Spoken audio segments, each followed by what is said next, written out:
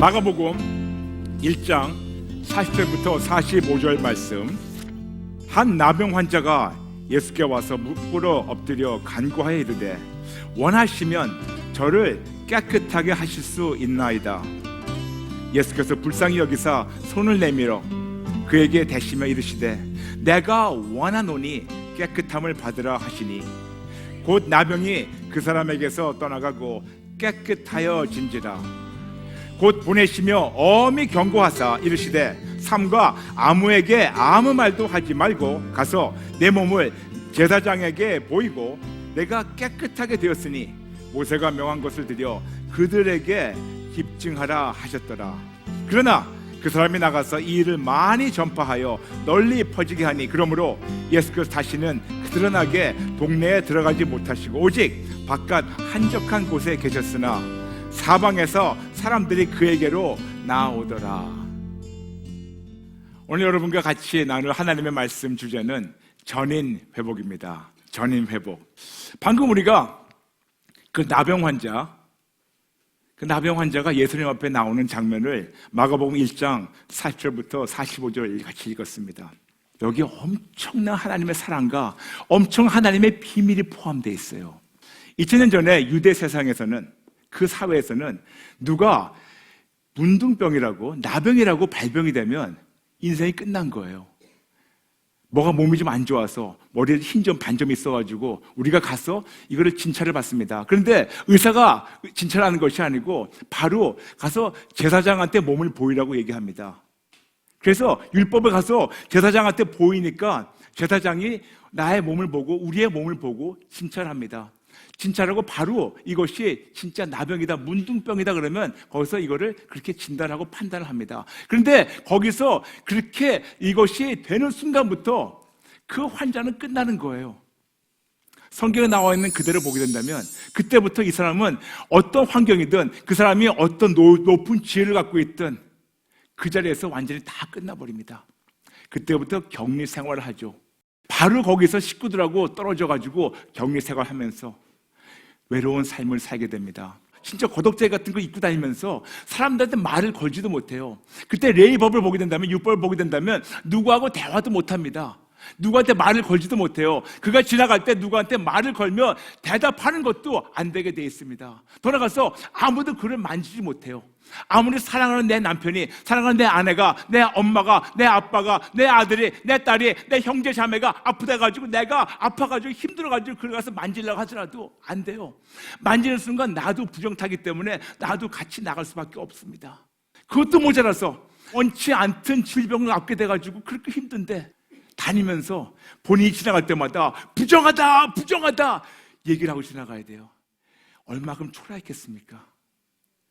아픈 것도 힘들고 가족들하고 떨어져가지고 격리 생활하는 것도 힘들고 외롭게, 춥게, 슬프게 사는 것도 힘든데 사람들하고 전혀 대화도 못하고 사람들 가까이 나가지도 못하고 그런데 다니면서 부정하다, 부정하다 자기 자신을 얘기하면서 다녀야 돼요.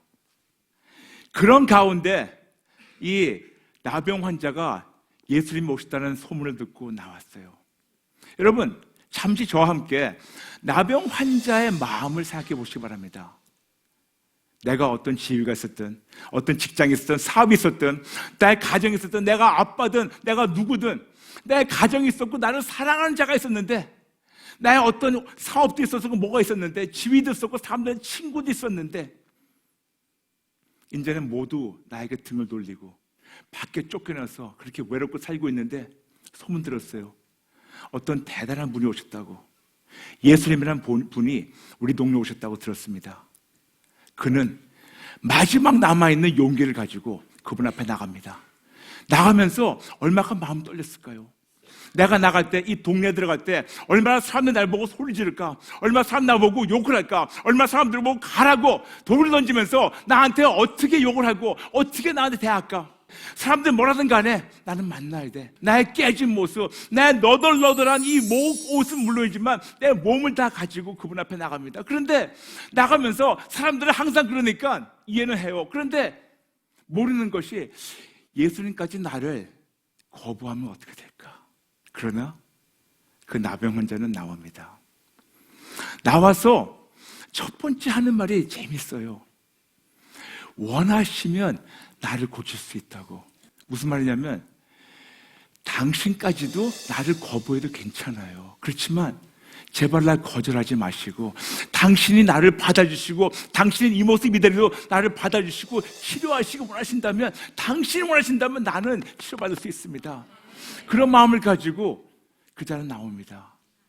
근데 여러분, 여기에 놀라운 이적이 있어요. 그가 떨리는 마음으로 예수님 앞에 나왔는데 사람들의 그 논총과 그 저주와 험담 말을 들으면서, 심지어는 진짜 율법을 보게 된다면 문둥병 환자는 하나님으로부터 저주받았다, 벌을 받았다 얘기하고 그런 걸 들으면서 이 사람이 나왔는데, 예수님이 원하시면 고칠 수 있다 하는데 예수님이 아무 말도 안 하시고 아무런 대답 안 하시고 제일 첫 번째 하신 것이 그를 손을 대가지고 만지시는 거예요. 여러분, 그게 뭔지 아세요? 예수님은 내가 이만큼 원한다는 것을 그냥 말로만 하는 것이 아니고 만지신 순간, 나는 너를 위해서 나도 똑같이 멸시받고 너를 위해서 똑같이 천대받고 너를 위해서 나도 동네 밖에 쫓겨나갈 준비가 돼 있다, 그걸 보여주신 거예요. 내가 이만큼 원한다는 걸 알고 있기 때문에, 내가 너를 이만큼 고치기 원한다는 걸 내가 그냥 말로만 하는 것이 아니고 내가 몸소 보여주겠다 하시면서 딱 만지셨어요. 그리고 내가 원하노니 고침받으라고. 거기서 그 사람이 완전히 치료됐습니다.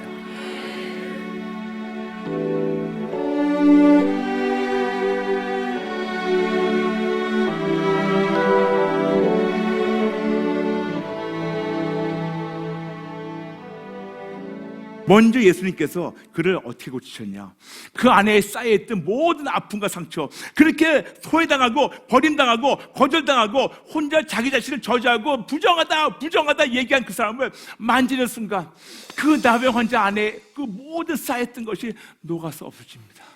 그 아픈 것이 녹아서 없습니다. 그 서러운 것이 녹아서 없습니다. 그 괴로운 것이 녹아서 없습니다. 그 아픔과 상처와 외로움과 그 처절함이 예수님 만지는 순간 저 높으신 분이, 저 놀라우신 분이 나와 함께 손을 잡고 밖에까지 쫓겨나가겠다, 그런 순간 그 모든 아픈 것이 다 해결이 돼요.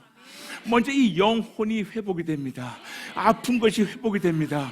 그 다음에 먼저 영혼이 회복이 되니까 그 다음에 당연히 육신이 바로 회복이 돼요.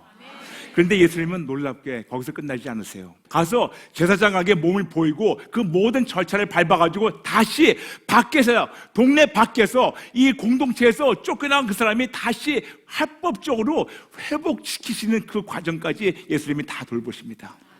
첫 번째, 예수님은 그 환자의 영혼을 치료하셨어요.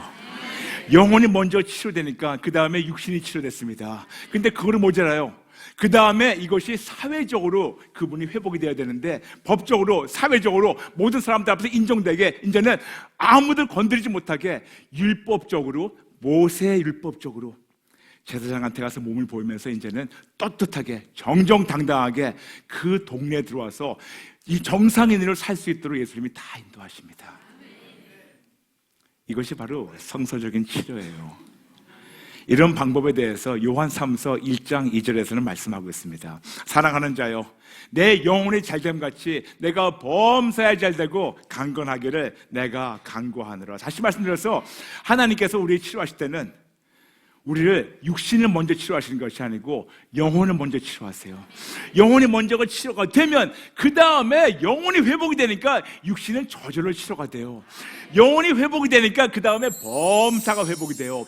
영혼이 회복이 되니까 가정도 회복이 돼요.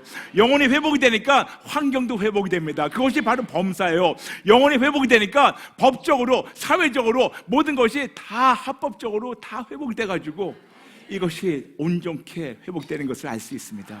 하나님이 주신 것은 그냥 60만 치료하는 것이 아닙니다. 3분의 1만 치료하는 것이 아니에요. 여러분, 데살로니가전서 5장 23절에서는 우리에게 말씀하고 있습니다. 우리가 영과 혼과 육으로 지음받았다고 말씀하고 있습니다. 우리가 많은 경우에는 하나님 앞에 그 전능하신 하나님 앞에 나올 때 우리가 3분의 1만 고쳐달라고 나와요. 아버지, 내가 여기 아파요, 여기 아파요, 여기 아파요. 왜 우리 그분 앞에 나가서 3분의 1만 고쳐달라고 나갑니까? 하나님은 우리의 영과 혼과 육, 우리에게 전인 치료 주시는 건 물론이지만 이 전인 치료받은 자를 말미암아 사회적으로, 환경적으로, 가정과 자녀 모든 것을 완벽하게 범사를 치료하시는 하나님이십니다. 오늘 저녁 그 하나님이 여러분 만나게 원하세요.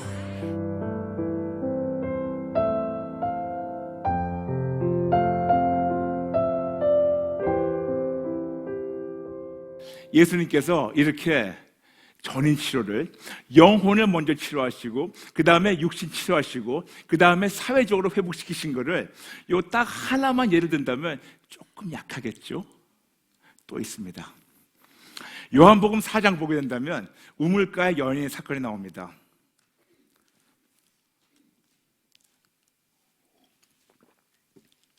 우리 많은 경우 우물가 여인 그러면 그 여자에 대한 선입견이 있어요.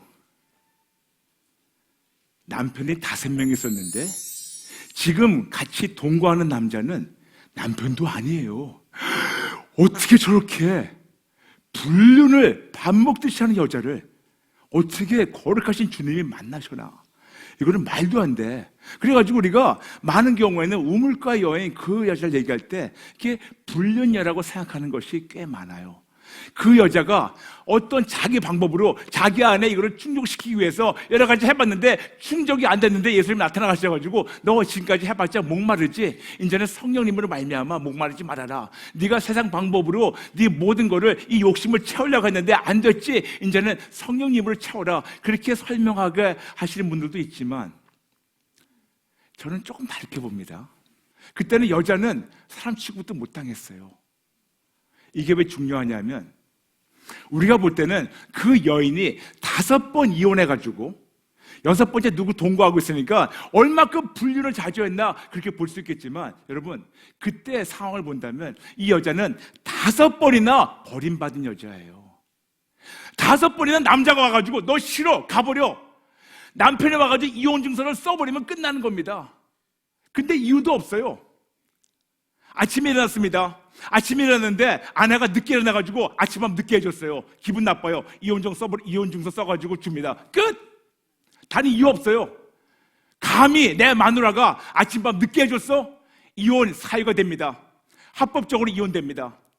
2번째 남편에 갔어요. 아침에 일어났는데 아침 머리가 산발됐어요. 어이 이렇게 못생겼어. 못생겼구나 써줍니다. 끝!